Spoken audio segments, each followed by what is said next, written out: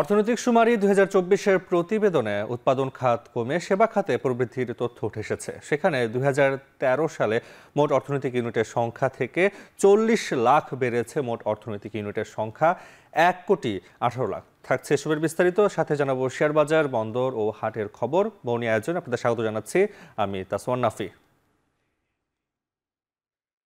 অর্থনৈতিক শুমারি ২০২৪-এর প্রতিবেদনে উঠে এসেছে মোট অর্থনৈতিক ইউনিটের সংখ্যা। সেখানে সেবা খাতের চেয়ে পিছিয়ে উৎপাদন খাতের গতি। সেই প্রতিবেদনটা আমরা যদি বিস্তারিত দেখতে চাই, সেখানে আমরা নিশ্চয়ই দেখতে পাচ্ছি এখানে নীল এবং হলুদ দুটি রং দেখা যাচ্ছে, এবং নীলটি হচ্ছে সংখ্যা, এবং ২০০১ ও ২০০৩-এ যেটা দেখা যাচ্ছে যে সেবা খাতের চেয়ে পিছিয়ে রয়েছে সেখানে হচ্ছে উৎপাদন খাত, এবং উৎপাদন খাতে দেখা যায় ২০০১ থেকে ২০০৩-এ যে পরিমাণ রয়েছে উৎপাদন খাতে ৩৭০ এবং পাশাপাশি ২০০৩-এ এসে ২০০১ ও ২০০৩ এবং ২০১৩-তে এসে আবার সেই পরিমাণ বেড়েছে। আমরা যদি লক্ষ্য করি যে সেবা খাতের চেয়ে পিছিয়ে রয়েছে উৎপাদন খাত, এবং সে অর্থে যদি বলি ২০০১, ২০১৩ এবং ২০২৪ তিনটা এখানে ৩টি বছরে রয়েছে, সেই পরিমাণে যে পরিমাণ বেড়েছে উৎপাদন খাত সেই পরিমাণে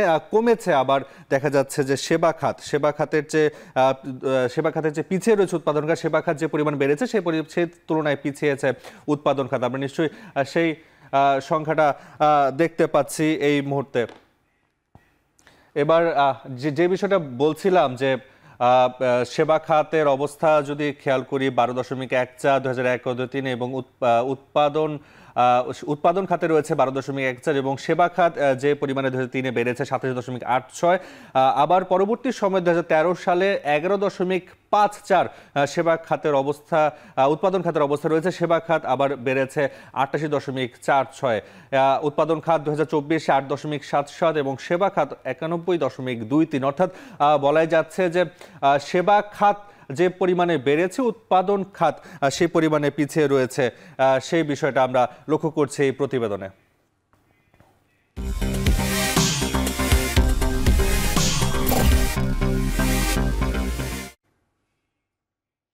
এবারে পুঁজিবাজারের খবর যদি বলতে চাই, গেল সপ্তাহে ৫ কার্যদিবসে ডিএসইর প্রধান সূচক কমেছে ৫৩ পয়েন্টের বেশি, এবং মূলধন বেড়েছে ৪,২০০ কোটি টাকার বেশি। এই বিষয়ে যদি বিস্তারিত আমরা খেয়াল করি, নিশ্চয়ই পর্দায় দেখা যাচ্ছে ২৬ জানুয়ারি ২০২৫ সূচকের পরিবর্তন নেতিবাচক অবস্থায় রয়েছে ৩৪.১৪ মাইনাস, এবং লেনদেন হয়েছে ৩১৮,৪৫ লাখ। ডিএসই প্রধান সূচকে যে লক্ষ্য করা যাচ্ছে ৫,১৩২.৩৮ পয়েন্ট ছিল সূচকে, এবং বাজারে মূলধন ছিল ২৬ জানুয়ারি ২০২৫-এ ৬,৫৮,৪৮৮ কোটি টাকা।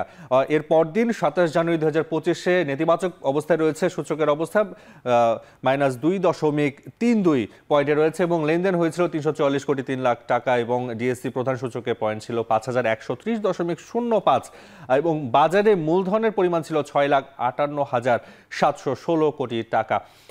এবং ২৮ জানুয়ারি ২০২৫-এ লক্ষ্য করা যাচ্ছে আবারও নেতিবাচক পর্যায়ে রয়েছে, অর্থাৎ পুরো সপ্তাহ জুড়ে ২৮ জানুয়ারি পর্যন্ত -৩.৬৩ নেতিবাচক অবস্থা, এবং লেনদেন হয়েছে ৩২৮,৩১,০০,০০০ টাকা, এবং ডিএসসি প্রধান সূচকে ৫,১২৬.৪২ এবং ৬,৬২,২২০ কোটি টাকায় একই অবস্থায় রয়েছে ২৯ জানুয়ারি, এবং আমরা ৩০ জানুয়ারিতে কিছুটা পরিবর্তন খেয়াল করছি। সেখানে ইতিবাচক পর্যায়ে রয়েছে 0.38 পয়েন্টে ছিল শেয়ার বাজারের লেনদেন ঢাকা স্টক এক্সচেঞ্জে, এবং বুট লেনদেন হয়েছে ৩,৩89,৯৪,০০,০০০ টাকা, এবং ডিএসসি প্রধান সূচকে ৫,১১২ পয়েন্ট ছিল, এবং বাজারের মূলধন ছিল ৬,৬৪,৮২৫ কোটি টাকা। ডিএসসি সূত্র তাই বলছে। আমরা দেখছিলাম চলতি আজকের শেয়ার বাজারের কি অবস্থা। আমরা এর আগের সপ্তাহে শেয়ার বাজার দেখছি, আমরা আজকের শেয়ার বাজারের অবস্থাটা যদি খেয়াল করি, সেখানে দেখতে পাচ্ছি ডিএসসি প্রধান সূচকে 5,126 পয়েন্ট রয়েছে এবং সেখানে আজকে বর্তমান ইতিবাচক অবস্থায় রয়েছে। এখন পর্যন্ত দুপুর 1:32 পর্যন্ত যেটা দেখা যাচ্ছে 13.12 ইতিবাচক অবস্থা, এবং ডিএসসি এস যে সরিয়া সূচক 1135 পয়েন্টে রয়েছে এবং ইতিবাচক পয়েন্ট বেড়েছে 1.89 এবং প্রধান যে 30টি কোম্পানি লেনদেন হয়েছে আজকে, এবং সেখানকার পয়েন্ট যদি আমরা দেখি, মোট পয়েন্ট হয়েছে 1908 এবং 5.08 সেখানে সূচক বেড়েছে। এবং নিশ্চয়ই লক্ষ্য করা যাচ্ছে আজকে যে পরিমাণ কোম্পানির সূচক লেনদেন বেড়েছে 191টি কোম্পানি এবং কমেছে 138টি কোম্পানি এবং অপরিবর্তিত রয়েছে 34টি কোম্পানির। যে বিষয়টা দেখছিলাম যে অর্থনৈতিক সূচক এবং সেবা খাত, এবং আরেকটা বিষয় হচ্ছে শেয়ার বাজারের অবস্থা। এই বিষয়ে আমরা যদি বিস্তারিত জানতে আমাদের সাথে এই মুহূর্তে যুক্ত আছেন আমাদের জগন্নাথ বিশ্ববিদ্যালয়ের অর্থনীতি বিভাগের অধ্যাপক ও বাংলাদেশ অর্থনীতি সমিতির সাবেক সাধারণ সম্পাদক অর্থনীতিবিদ ডক্টর মোহাম্মদ আইনুল ইসলাম। স্যার, আপনাকে স্বাগত জানাচ্ছি বনির আয়োজনে। আমি শুরুতে যে বিষয়টা জানতে চাই আপনার কাছে, যে অর্থনৈতিক সুমারির প্রতিবেদনে উৎপাদন খাত দেখা যাচ্ছে সবসময় পিছিয়ে। এই বিষয়টা নিয়ে বা এই বিষয়ে আপনার পরামর্শ বা পর্যবেক্ষণটা জানতে চাই স্যার। আচ্ছা, যেটি হচ্ছে যে আসলে অর্থনীতিতে কিন্তু শিল্প খাতের অবদানটা কিন্তু ছোট করে দেখার বিষয় না। আমাদের অর্থনীতির যে সাধারণ যে গতিবিধি, সেখানে বিভিন্ন দেশে লক্ষ্য করা গেছে যে প্রথমে কৃষির একটা উন্নয়ন হয়, কৃষির বিপ্লব হয়, তারপরে শিল্প, তারপরে গিয়ে সেবা। কিন্তু বাংলাদেশে একটু ব্যতিক্রম ধর্মী, যে কৃষির পরপরই কিন্তু সেবা খাতের গুরুত্বটা বেশি দিন দিন বাড়ছে। এটি কিন্তু আমি মনে করি যে এটা আসলে ভালো কি লক্ষণ না। সেখানে সেবা খাত এগিয়ে যাচ্ছে। সেবা খাত তো ধর ট্রেডিংটার কথা বলি, যে আজকে আমি জিনিস ক্রয় করলাম, আগামীকাল বিক্রি করে যে একটা মুনাফাটা ঘরে নিয়ে গেলাম, কিন্তু এই 2 দিন 3 দিনের মধ্যে এটা শেষ। কিন্তু উৎপাদন খাতটা যদি গুরুত্ব দেওয়া না হয়, সবচেয়ে বেশি যেখানে মানে কর্মসংস্থানের সুযোগটা আছে, সেটি কিন্তু একসময় গিয়ে এটি সামষ্টিক অর্থনীতির ক্ষেত্রে একটা বিরূপ প্রতিক্রিয়া করবে। সেক্ষেত্রে কিন্তু আমাদেরকে এই শিল্প খাতের দিকে বেশি নজর দিতে হবে। এবং আমাদের যে একটা শিল্প মন্ত্রণালয় আছে, যেটা আমি স্টাডি করে বুঝলাম যে তাদের দায়িত্ব কিন্তু শিল্পর ক্ষেত্রে, তারা কিন্তু সেবাকে বেশি গুরুত্ব দিচ্ছে, যেহেতু সেবা এটার সঙ্গে যুক্ত আছে। সুতরাং সেদিক থেকে এই যে সরকারি যে ইনফরমেশনটা আমাদের কাছে আসলো, তারাই কিন্তু কি কি সমস্যাগুলো এটা তারা কিন্তু আইডেন্টিফাই করেছে। মোটা দেখে তারা কিন্তু বলেছে যে অবকাঠামোর সমস্যা, উৎপাদন খরচ বৃদ্ধি, দক্ষ জনবলের অভাব, বিদ্যুৎ ও জ্বালানির সমস্যাটা চলে আসতেছে, কাঁচামালের সমস্যা এবং মূলধনের সমস্যা, এবং ব্যাংকগুলো থেকে ঋণ পাওয়ার বিষয়ে এটি কিন্তু ছোট ছোট উদ্যোক্তা যারা আছে তারা কিন্তু ব্যাংকের সঙ্গে যোগাযোগটা করতে পারছে না। এবং একই সঙ্গে কিন্তু ব্যাংকও কিন্তু তাদের সঙ্গে যে যোগাযোগ করবে, সরকারের উদ্যোগগুলো তাদেরকে জানাবে যে তারা যে ব্যাংকে এসে তারা ঋণটা নিয়ে উৎপাদন কাজের সঙ্গে যুক্ত হবে, সেই জায়গাতে আমরা কিন্তু দুর্বলতাটা দেখেই যাচ্ছি। স্যার, আরেকটা বিষয়, আমরা গত সপ্তাহের পুঁজিবাজার দেখছিলাম, সেখানে বিশেষ করে পুরোটা সময় জুড়ে দেখছিলাম যে নেতিবাচক অবস্থায় রয়েছে, এবং এই অবস্থায় পুঁজিবাজারে যে লেনদেন খরা, সূচকের পতন, এই ব্যাপারে আপনার পরামর্শটা জানতে চাচ্ছিলাম। এটি কিন্তু আমি আপনাদের মিডিয়াতে, অন্যান্য মিডিয়াতেও বলেছি যে এটাও কিন্তু অলরেডি আমাদের কাছে আইডেন্টিফাইড যে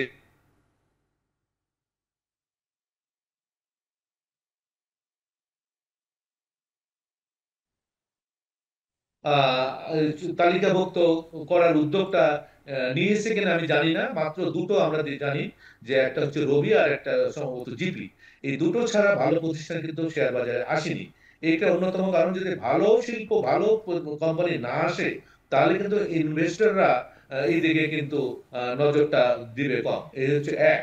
আর দুই হচ্ছে যে ট্যাক্সের যে রুলটা, এই রুলটার মধ্যে কিন্তু অনেকে নতুন বিনিয়োগকারীরা এবং যারা আসলে এর সাথে আছে, তারা কিন্তু অনেক ধরনের সমস্যার কথা মানে তুলে আনছে। কিন্তু সেইগুলোকে অ্যাড্রেস করে, যে এই অংশীজনদের সাথে কথা বলে আমরা যদি ট্যাক্সের বিষয়টা আমরা একটু সমাধান করতে পারি, যে যেমন ডিভিডেন্ডের উপরে, তারপরে টার্নওভারের উপরে এখন নতুন নতুন কিন্তু তারা আইন কি বলে নিয়ম আসছে।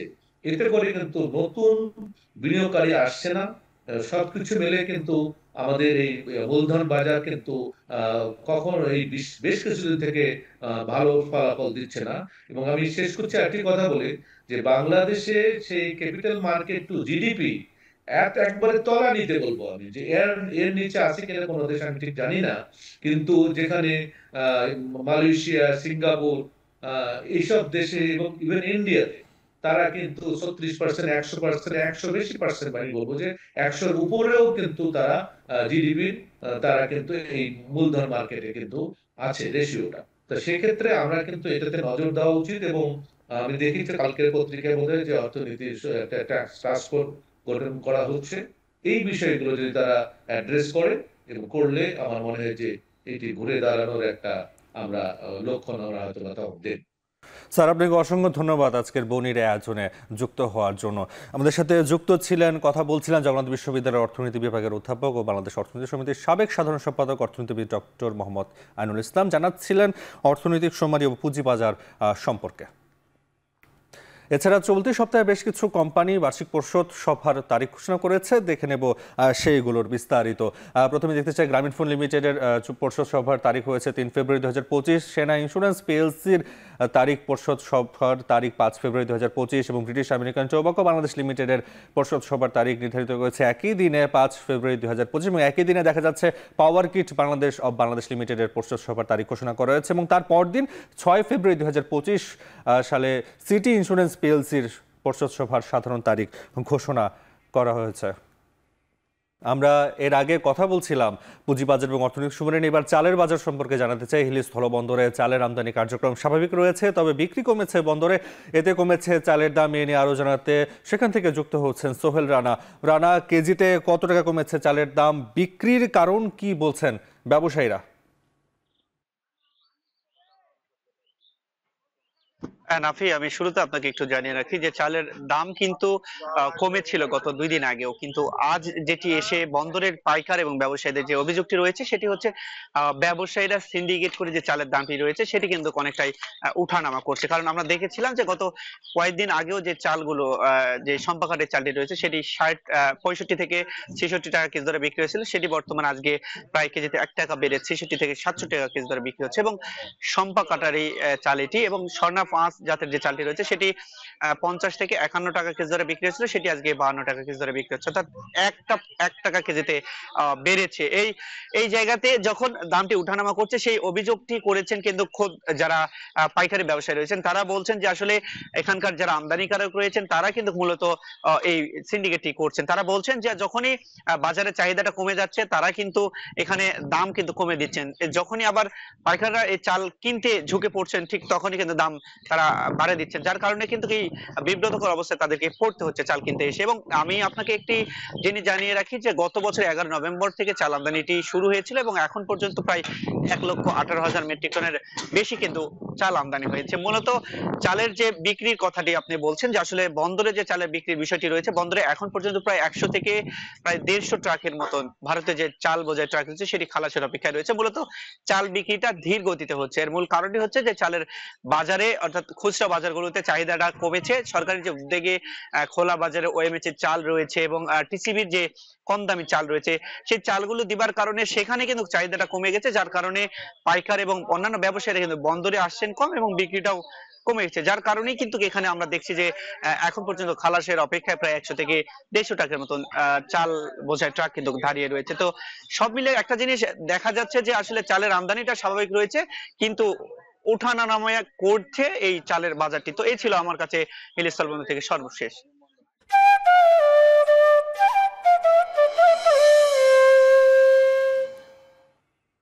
রমজান উপলক্ষে পর্যাপ্ত পরিমাণে আমদানি করা হয়েছে প্রয়োজনীয় নিত্যপণ্য, এতে রোজায় পণ্যের কোনো সংকট হবে না বলছেন ব্যবসায়ীরা। তবে ডলারের দাম বৃদ্ধির কারণে পড়তে পারে প্রভাব, এ নিয়ে নগরীর খাতুনগঞ্জ বাজার থেকে বিস্তারিত জানিয়েছেন শোয়েব রহমান।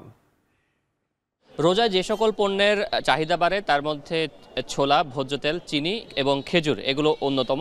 এবং রোজায় ভোজ্য তেলের চাহিদা থাকে 3 লাখ টন, কিন্তু এবছর আমদানি হয়েছে 4 লাখ টন এবং চিনির চাহিদা থাকে 3 লাখ টন, চিনি আমদানি হয়েছে 1,79,000 টন এবং ছোলার চাহিদা থাকে 1 লাখ টন, ছোলা আমদানি হয়েছে 93,000 টন এবং খেজুরের চাহিদা থাকে 60,000 টন, কিন্তু খেজুর আমদানি হয়েছে 22,000 টন। যেহেতু রোজার এখনও মাসখানেক সময় বাকি রয়েছে, সেই সময়টাতে আরও পণ্য আমদানির জন্য পাইপলাইনে রয়েছে এবং সেই পণ্যগুলো আমদানি হলে রোজায় এবার এই সকল পণ্যের কোনো ধরনের সংকট থাকবে না বলে জানিয়েছেন ব্যবসায়ীরা।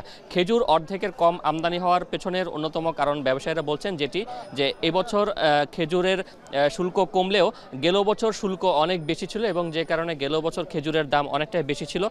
সেই খেজুরের দাম বাড়তে থাকার কারণে মূলত গত বছর খেজুর খুব একটা বেশি বিক্রি হয়নি এবং প্রচুর পরিমাণে খেজুর মজুত রয়ে গিয়েছে। বেশ কিছু পণ্যের বিশেষ করে খেজুর, তেল এবং চিনির দাম কিন্তু এরই মধ্যে বাজারে কিছুটা কমেছে এবং সামনে এই পণ্যগুলোর দাম আরও কমবে বলে কিন্তু তারা প্রত্যাশা করছেন।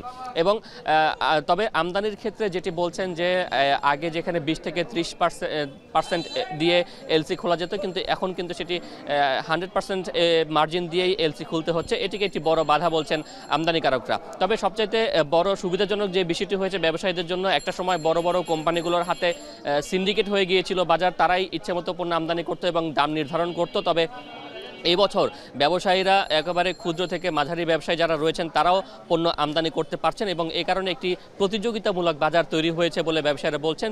বিশেষ করে গেল বছরের পরিসংখ্যান যদি বলি, 214 জন আমদানিকারক পণ্য আমদানি করেছিলেন রোজায়, কিন্তু এবছর কিন্তু সেটি বেড়ে গিয়েছে 365 জনে। তো সেই হিসেবে ব্যবসায়ীরা বলছেন যে পাইকারিতে পণ্যের দাম অনেকটাই কম থাকবে, তবে খুচরা পর্যায়ে বাজার নিয়ন্ত্রণের জন্য প্রশাসনের যেই তদারকি সেটিকে আরও কার্যকর করার কথা বলছেন খাতুনগঞ্জের যারা আড়তদার এবং পাইকার ব্যবসায়ী রয়েছেন তারা। এর সাথে শেষ করছি বৌনির আজকের আয়োজন। এখন টেলিভিশন ওয়েবসাইটে দেখতে ভিজিট করুন www.ekhon.tv, এছাড়া ফেসবুক দেখতে ভিজিট করুন facebook.com/tv.ekhon এবং ইউটিউবে দেখতে ভিজিট করুন youtube.com/ekhon tv।